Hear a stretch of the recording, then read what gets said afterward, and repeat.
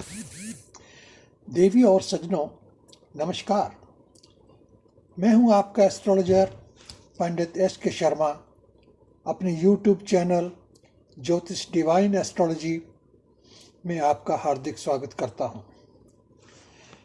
आज फिर आपके लिए एक नया वीडियो लेकर आया हूं। आशा है आप इस दिव्य ज्ञान का लाभ उठाएंगे।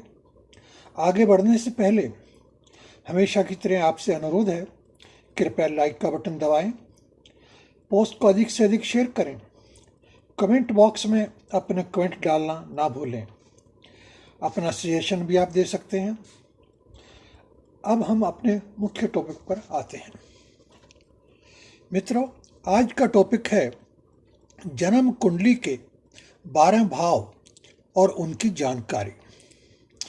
कृपया ध्यान दीजिए, एक जन्म कुंडली में 12 स्थान बने होते हैं, जिन्हें हम भाव भी कहते हैं। इंग्लिश में इन्हें हाउस भी कहा जाता है।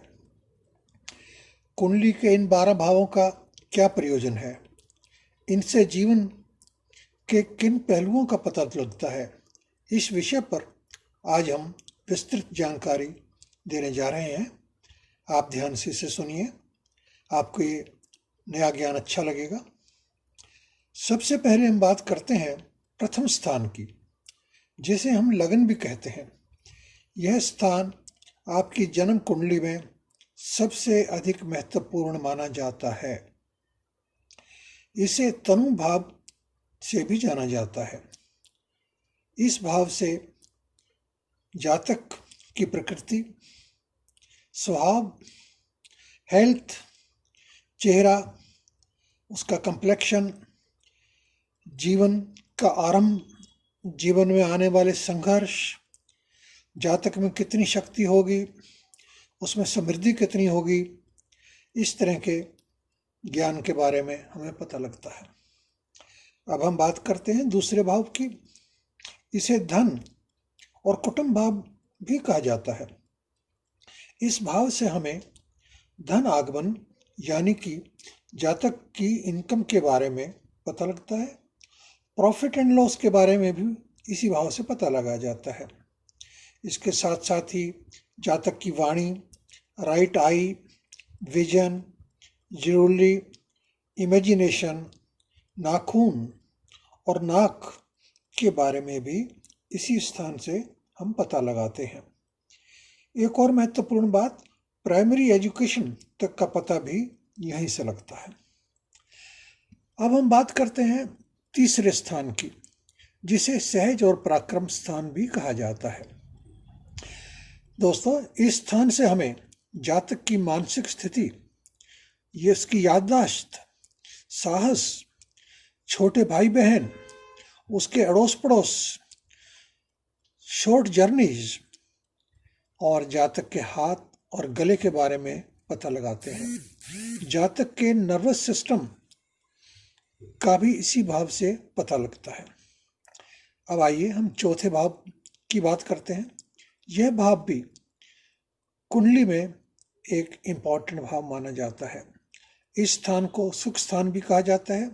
यहाँ से हमें जीवन के बहुत से महत्वपूर्ण पहलुओं का पता लगता है, जैसे कि माता के बारे में, नेटिव प्लेस के बारे में, जमीन जायदाद के बारे में और एंसेस्ट्रल प्रॉपर्टी के बारे में। आपका घर कैसा होगा, कब बनेगा, किस प्रकार का होगा, बाग बगीचे, वाहन का सुख का विचार भी इसी स्थान से किया जाता है। अब हम आ गए हैं 5वें स्थान पर। इसे सुत स्थान भी कहा जाता है। सुत से मतलब पुत्र से है, औलाद से है।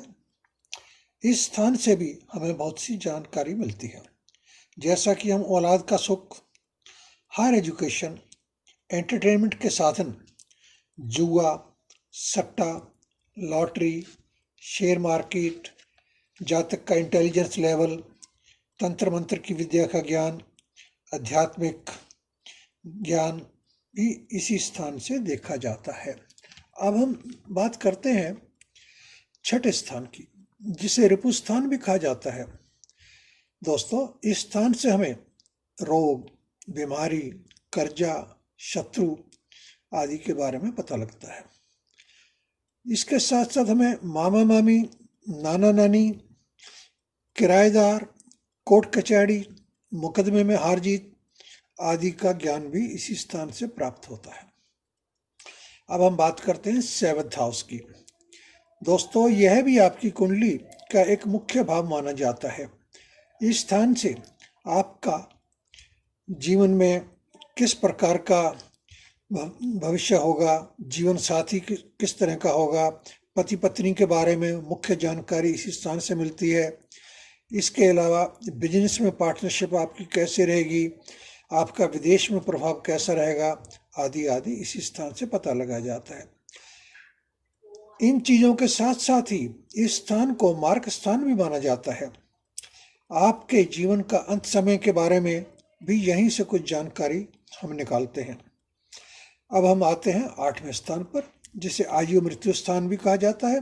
यहाँ से हमें जातक की आयु मृत्यु का मुख्य रूप से पता लगता है।